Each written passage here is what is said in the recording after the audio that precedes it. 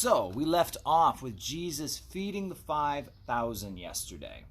And so, let's tilt this a little bit down. There we go. And so, verse 15 of John chapter 6. Therefore, when Jesus perceived that they were about to come and take him by force to make him king, he departed again to the mountain by himself alone.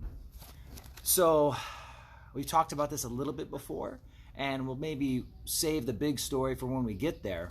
But Jesus was continually being approached by people wanting to make him king. They wanted to take him and anoint. Once they realized who he was, they wanted to make him king. But he had that phrase that we see so often, my time has not yet come. Even when his mother wanted him to do the miracle of turning the water into wine, he had to tell her, Mom, hey, my time has not yet come. You really think I should be doing these big miracles, drawing attention to myself? They wanted to make him king. He would not receive being worshipped as king until April 6, 32 AD, Palm Sunday. He rides into Jerusalem on a donkey. And the people shout out, Hosanna, Hosanna, blessed is he who comes in the name of the Lord. They wave the palm branches. They lay down their robes for him to walk upon. And when the Pharisees try to silence him, he says, hey, you quiet these people, even the rocks will cry out. Why is this all so important? Well, there's a prophecy. Again, we'll talk about it another day. But if you look up the prophecy of the 69 weeks in Daniel chapter 9, it's literally prophesied to the day when Messiah would enter Jerusalem as king. And so he couldn't be made king right now after feeding the 5,000 because it wasn't the right day. Literally a prophecy to the day. So there's a reason I can't be made king yet, because there's a prophecy that has to be fulfilled. Now, verse 16, now when evening came, his disciples went down to the sea, got into the boat, and went over the sea toward Capernaum. And it was already dark, and Jesus had not yet come to them.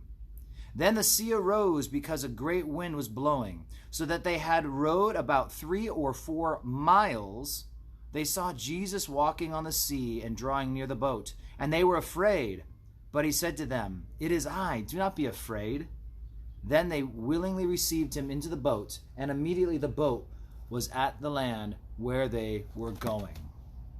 There's a lot in this, because this is a story we can take from the different gospel accounts and we can piece them all together to get the more full picture. Firstly, there's this big storm that hits. These guys were, for the most part, seasoned fishermen. Not all of them were fishermen. Matthew was a tax collector, but they were riding in a boat with multiple seasoned veteran fishermen. They've been at sea before. They've been in storms before. And so what that does is it at least tells us that this storm they were experiencing was a significant one.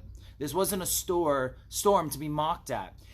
If you piece together the gospel accounts, we know that they made it about halfway across the lake, the Sea of Galilee. Here it says 3 to 4 miles. Now what's interesting is by doing this, you can actually pinpoint about where they're at because you know their destination. And you know 3 to 4 miles is halfway. So if you go 7 miles diagonally down, it puts you on that southeast side of the lake. They're rowing across. Another account said halfway, if I didn't say that already. But they're going halfway across. Now, if you read in the other accounts, they tell us that Jesus told them to do this. They were told to head over towards Capernaum, towards Bethsaida on the north side of the lake. So they were obeying the direct command of Jesus. Now, this story takes place after Jesus rebukes the storm with them in the boat. They're all in the boat together, and Jesus is with them, and they freak out at the storm, right? And Jesus, they wake him up, and ye of little faith, right? And he rebukes it, and it dies down, and they're marveling at Jesus. Who is this who controls, even the wind and the waves? They obey him. And so, this time, it's Storm 102. Now, if you're a believer, maybe you've gone through Storm 101 before, where God has gotten you through a storm. And you learned some stuff, didn't you? Like, you learned a little bit more about how to trust him. You learned that even though the storm was scary in the moment, somehow God works all things to the good. And I learned from it. I grew from it. Everything didn't come to an end and my world didn't fall apart. In fact, God carried me through. Well, if you make it through Storm 101, Storm 102 will be somewhere on your horizon. There's always a new lesson to be learned. And the first storm, they did it with Jesus in the boat. This time, Jesus wasn't in the boat with them. And you'll watch as God entrusts you. He entrusts you with a greater trial that will develop a greater faith and a greater dependency upon him. We don't always like to hear it, but it is true that we should be able to count it all joy when we fall into various trials, knowing that these trials, they grow our faith. There are people in your life right now who are interacting, I'm trying to find a nice word to use, interacting with you in such a way that it is going to grow your faith if you respond to them biblically. If you bear with the burdens of the weaker brethren, if you're willing to lay down your rights because God may have put a weaker person in your life.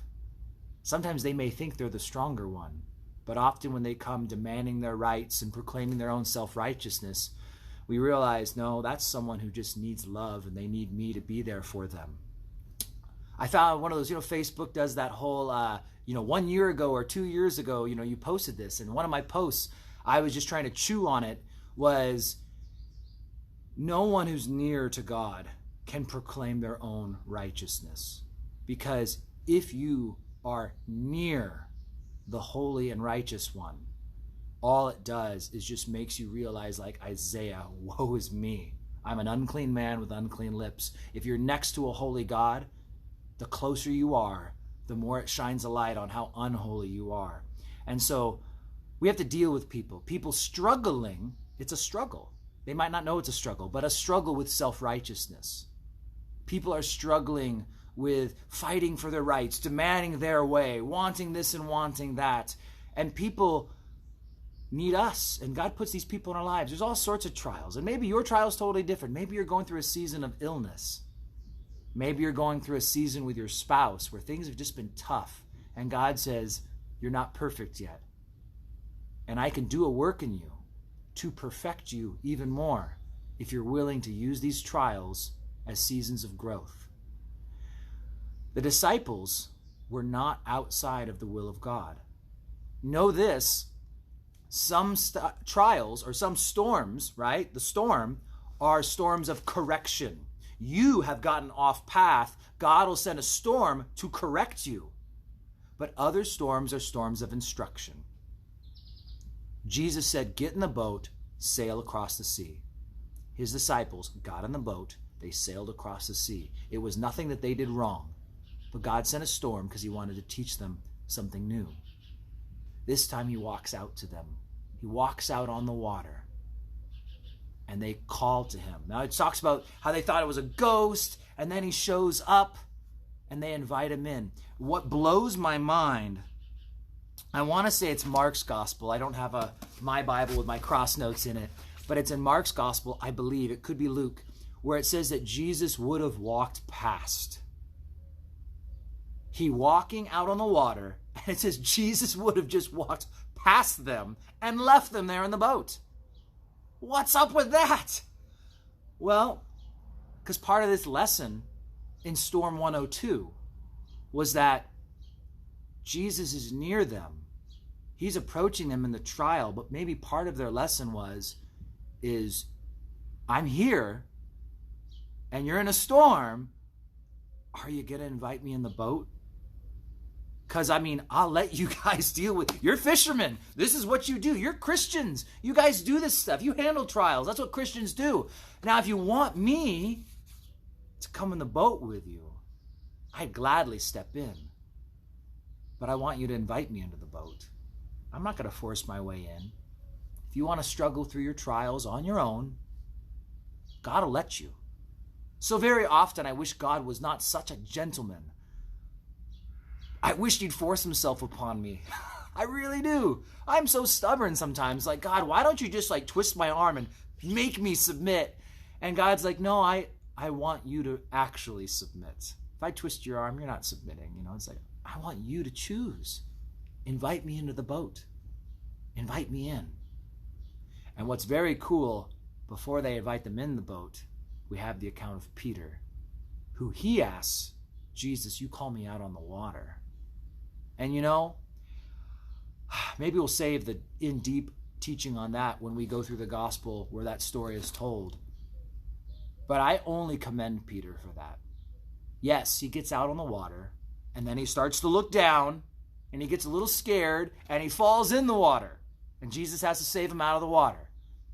And I don't care if his friends made fun of him.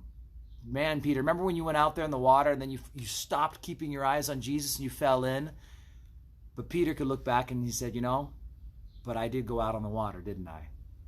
I mean, I might have messed up some, but did any of you guys get out of the boat? I did. And yeah, my faith was lacking some. I wasn't able to keep going as much as I wanted. But you know what? I got out of the boat. And a lot of Christians will live their lives in the boat where it's safe. See, it's one thing to invite Jesus into the boat. It's another thing to say, Jesus, invite me to where you are. It's one thing to say, Jesus, come into my world and my situation. You come to me and fix me. It's something else to say, Jesus, take me to you. Take me to heights. Take me to places that no man could ever see. Make me like hinds feet on high places where people can understand, how is this guy walking on water? Well, I just asked Jesus to take me where he is, and that's where it got me. This story ends with a kind of a cool thing too. It could easily be overlooked, but remember, right? They were halfway across the lake. I see Pam's on here with me right now, Estella. You guys have been with me, right? On the Sea of Galilee, halfway across the lake. You know what it looks like. It's a long way to shore.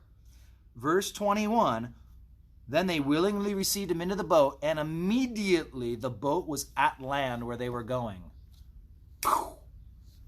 So the rapture is not the only supernatural teleportation we see in the Bible. Whether it's Philip the evangelist who gets whisked away after he baptizes the eunuch, or this story here on the stormy sea, all of a sudden, boom, they're at dock. So it's a little bit of wording that you could quickly overlook, but it's another miracle that happens. He gets in the boat, and guess what, guys? Invite Jesus into your boat, and all of a sudden, you'll get where you're supposed to be. A lot of cool stuff in here. We're going to start... this next discourse is a longer one. It'll probably take us a couple days to chew through John chapter 6. A lot of great truths in there. So God bless you guys. I will see you tomorrow. And hopefully we'll get John 6 done by the end of the week. Take care.